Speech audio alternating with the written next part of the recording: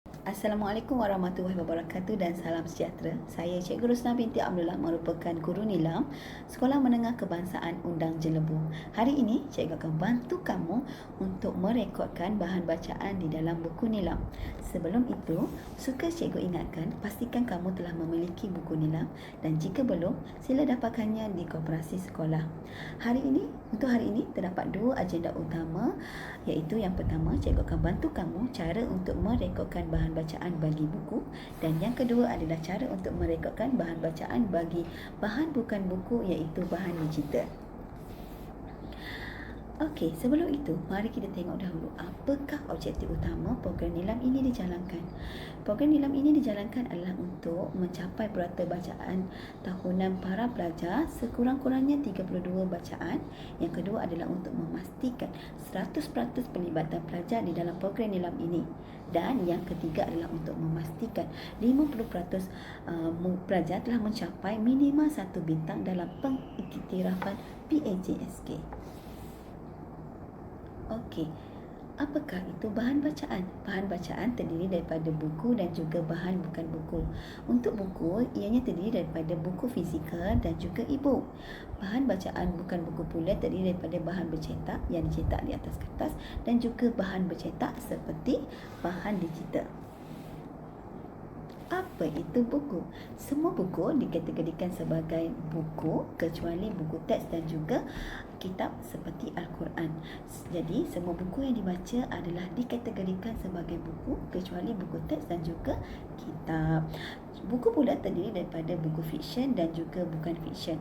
Cara mudah untuk ingat, fiksyen adalah buku yang ditulis berdasarkan rekaan semata-mata, manakala bukan fiksyen pula adalah buku yang ditulis berdasarkan fakta ataupun perkara sebenar.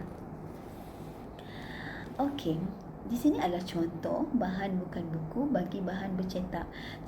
Contohnya adalah seperti jurnal, laporan majalah, katalog, menu pengguna, buletin. Komik juga adalah contoh bahan bukan buku, tetapi pastikan komik yang dibaca adalah komik yang boleh memberikan manfaat dan juga mengandungi nilai-nilai murni yang boleh menjadi pedoman kepada para pelajar. Contoh bahan bukan buku juga adalah seperti poster dan juga carta. Contoh carta adalah carta organisasi yang terdapat di papan-papan kenyataan sekolah. Okey, ini pula adalah contoh bahan bukan buku bagi bahan tidak bercetak. Contohnya seperti video klip pembelajaran, kit pembelajaran, CD perisian pendidikan dan juga e-pembelajaran. Okey, sekarang kita masuk kepada agenda pertama kita hari ini, iaitu cara untuk merekodkan bahan bacaan buku. Perkara yang perlu pelajar isi atau rekodkan adalah yang pertama adalah tarikh. Tarikh di mana buku itu dibaca. Yang kedua, tahun terbit buku tersebut. Yang ketiga adalah judul ataupun tajuk buku yang dibaca. Yang keempat, nama pengarang. Yang kelima, penerbit yang menerbitkan buku. Dan yang keenam adalah bilangan muka surat. Bilangan muka surat sangat penting kerana daripada bilangan muka surat ini para pelajar akan mendapat mata ganjaran. Pelajar juga perlu memilih sama ada buku tersebut fiksyen ataupun bukan fiksyen dan para pelajar juga perlu menyatakan jenis bahasa yang digunakan oleh buku tersebut. Para pelajar juga diingatkan untuk menulis rumusan ataupun komen daripada buku tersebut dan akhir sekali para pelajar perlu memilih aktiviti penggayaan berdasarkan jadual yang diberi. Nampak ianya lebih mudah jika pelajar tahu cara untuk merekodkannya. Okey, ini pula adalah senarai mata ganjaran bagi bahan bacaan buku. Mata ganjaran diberi berdasarkan jumlah muka surat yang dibaca oleh para pelajar.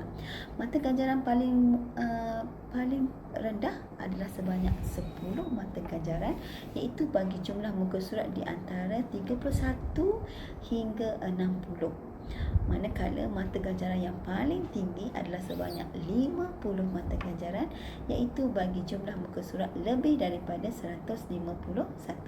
Jadi di sini jelas menunjukkan semakin banyak jumlah muka surat yang dibaca oleh para pelajar, semakin tinggi mata ganjaran yang akan diperoleh. Mudah bukan? Okey, ini pula adalah contoh aplikasi bahan digital.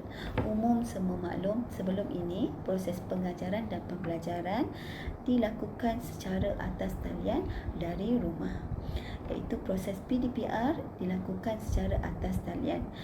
Jadi antara aplikasi bahan digital yang digunakan oleh guru adalah seperti Google Meet, SC Recorder, YouTube serta banyak lagi. Okey.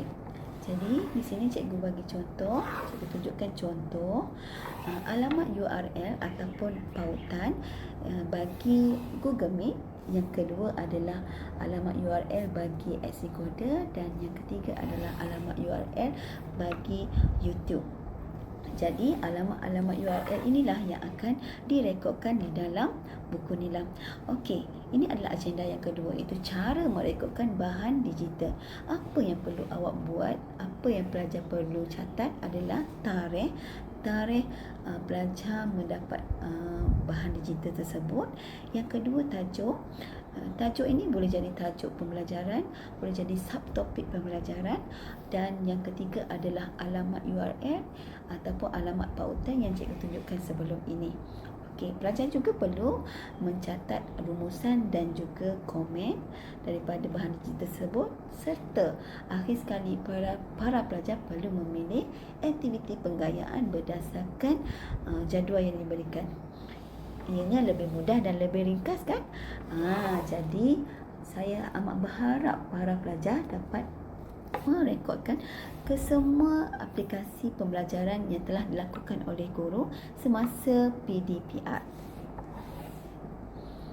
Okey, ini pula adalah mata ganjaran bagi bahan bukan buku ataupun bahan digital. Sebelum ini, mata ganjaran diberikan berdasarkan bahan bukan buku.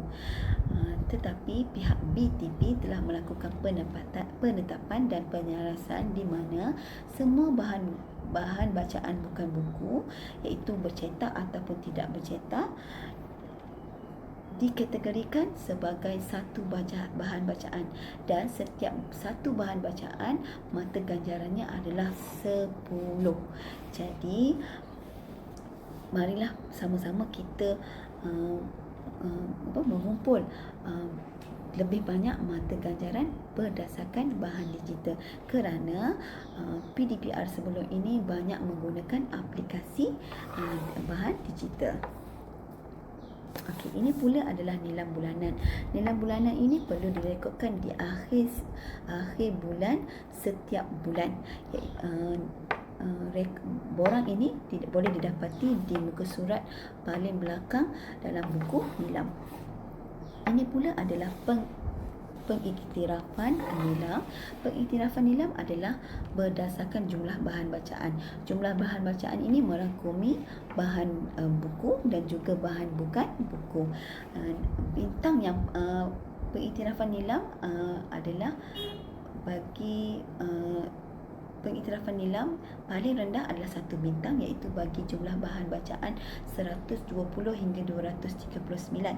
Manakala pengiktirafan nilam yang paling tinggi, iaitu sebanyak 5 bintang, adalah untuk jumlah bahan bacaan sebanyak 600 dan ke atas.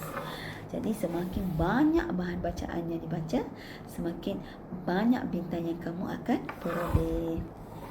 Okey, berdasarkan bintang yang kamu akan peroleh, guru kelas akan merekodkannya di dalam PAJSK. Bintang dalam buku nilam itu akan memberikan mata tambahan untuk pengiktirafan PAJSK. Jadi dengan adanya pengiktirafan nilam, maka akan sangat membantu kamu dalam memperoleh markah yang lebih baik dalam PAJSK. Jadi itu saja daripada saya. Saya amat berharap bahan ini dapat memberi bantuan kepada kamu cara untuk merekodkan bahan bacaan buku dan juga bahan bukan buku seperti bahan digital. Dan saya amat berharap juga para pelajar SMKU dan Jelebu akan memperoleh bintang yang lebih banyak dan dapat membantu kamu dalam pengiktirafan PHSK supaya kamu dapat memperolehi grade yang lebih baik. Sekian, terima kasih.